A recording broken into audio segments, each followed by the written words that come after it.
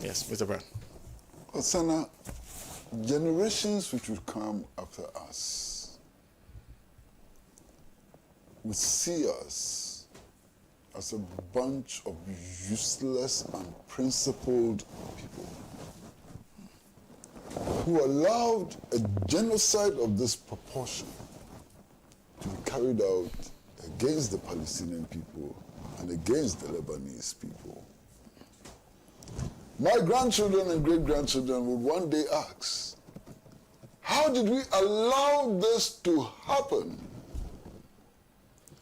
The official statistics talks about 43,000, 44,000 Palestinians dead.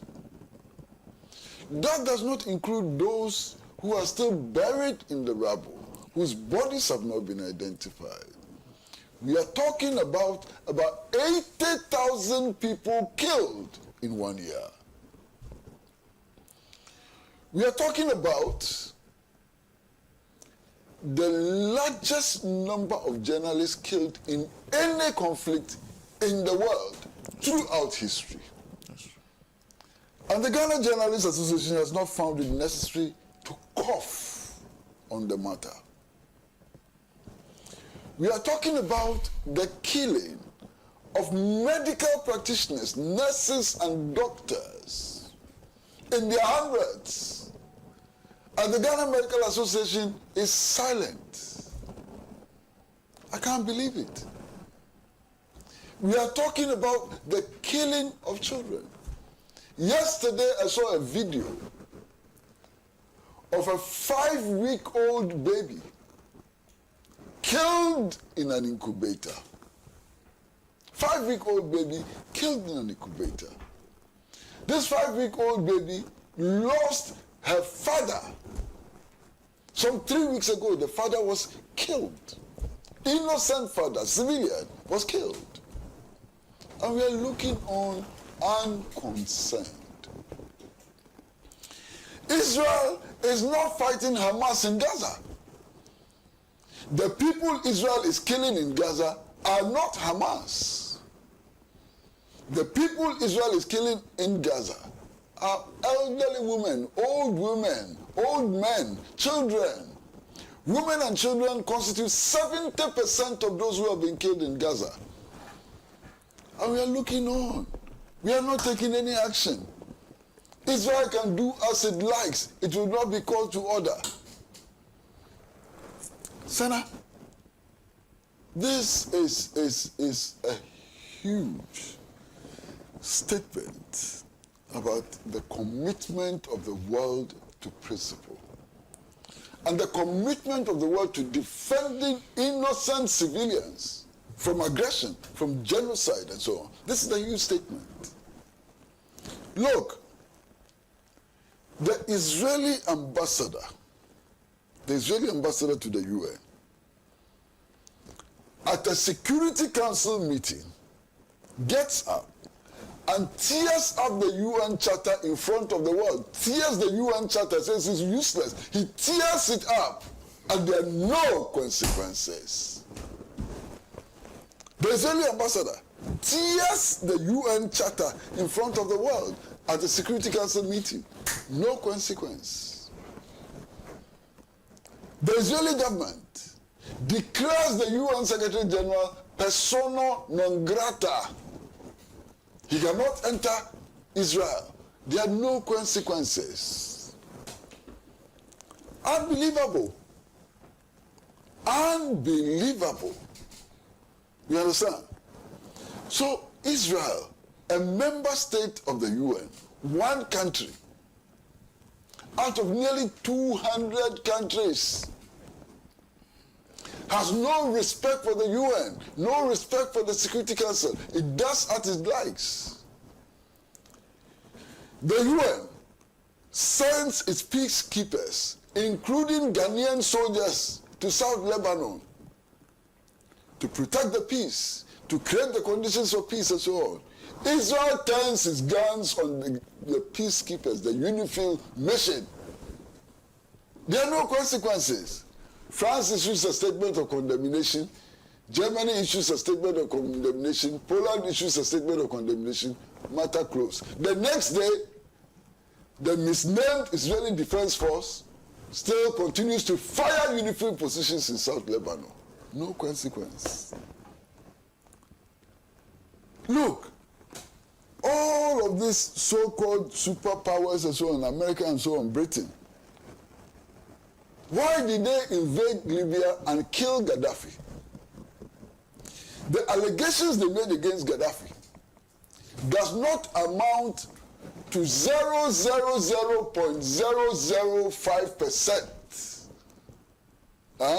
of what Israel is doing in Gaza, Lebanon, Syria, Yemen, and Iraq. And yet they assassinated Gaddafi. They killed Gaddafi. They killed Gaddafi. They overthrew his government and created chaos in Libya.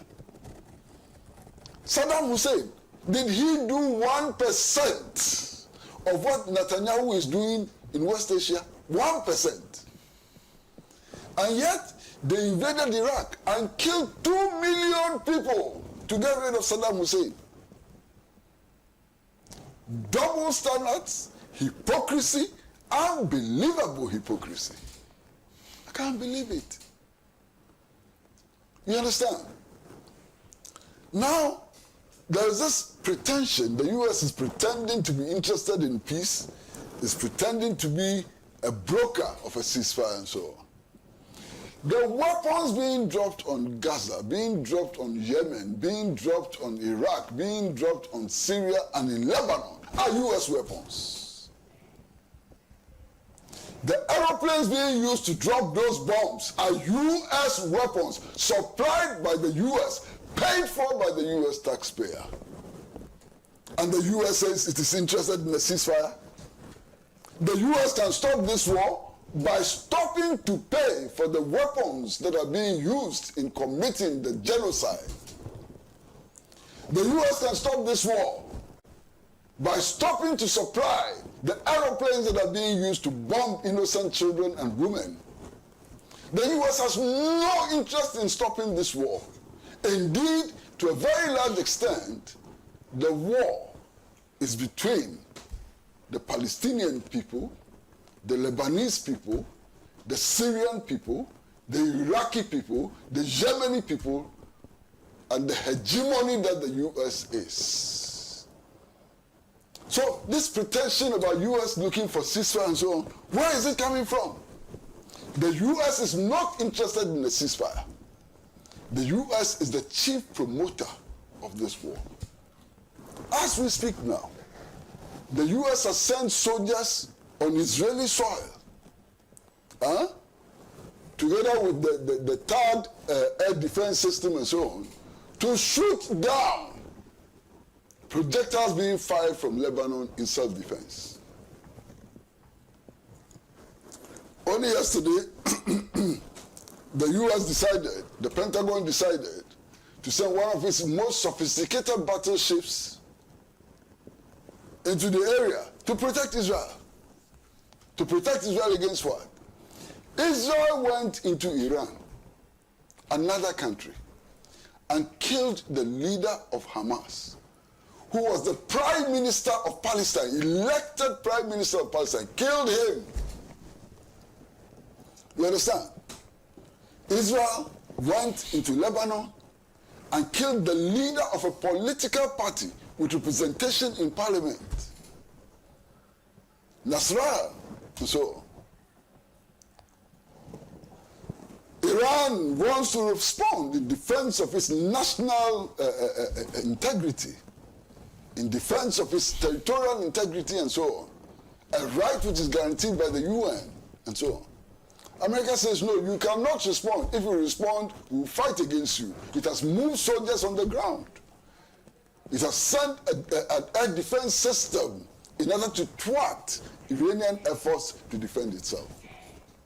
This is what we are dealing with. And for those who think that it all began on October 7th, I'm sorry, it didn't begin on October 7th. Indeed, the UN Secretary General has made it clear that it did not begin on October 7th. For 7 to 8 years, the Palestinian people have been subjected to this monstrosity, this genocide, this apartheid, this colonial rule has lasted for 76 long years. And some of the things that are happening simply do not make sense. My brother, listen to me. If you are anywhere in the world, you can be in Mongolia, you can be in Canada, you can be in Konsumokaya, anywhere. All you have to do is to declare yourself a Jew. And you automatically earn the right to return to Israel, to steal land, and to settle. Listen to me very carefully. But if you're a Palestinian refugee, anywhere, you are not allowed, you are not given the right to return to your homeland, to come to your own home, to come to your own land, and so on. If this is not apartheid, what is? If this is not apartheid law, what is? And then my brother has spoken about some people in the Christian community misinformed, totally misinformed people in the Christian community, totally misinformed. I don't play religious games. I don't believe in these religious games and so on. But the fact of the matter is that Israel proclaims itself as a Jewish state. Most Orthodox Jews do not accept that Israel is a Jewish state. In fact, they make the point that the driving ideology is Zionism, and that Zionism is not Judaism, and so on. And I think that we need to recognize that. But even if we accept that Israel is a Jewish state, even if we accept that, Judaism does not recognize the New Testament. Judaism actually rejects Jesus Christ as the Son of God. Judaism accepts only the Old Testament, does not accept the New Testament, and believes that Jesus the Christ is an impostor. So if you're a Christian and you're supporting this monstrosity, go back to your religion, go back to its teachings and so on. Many people decide to go on pilgrimages and they think that they are going on a pilgrimage to Israel, Christians and so on.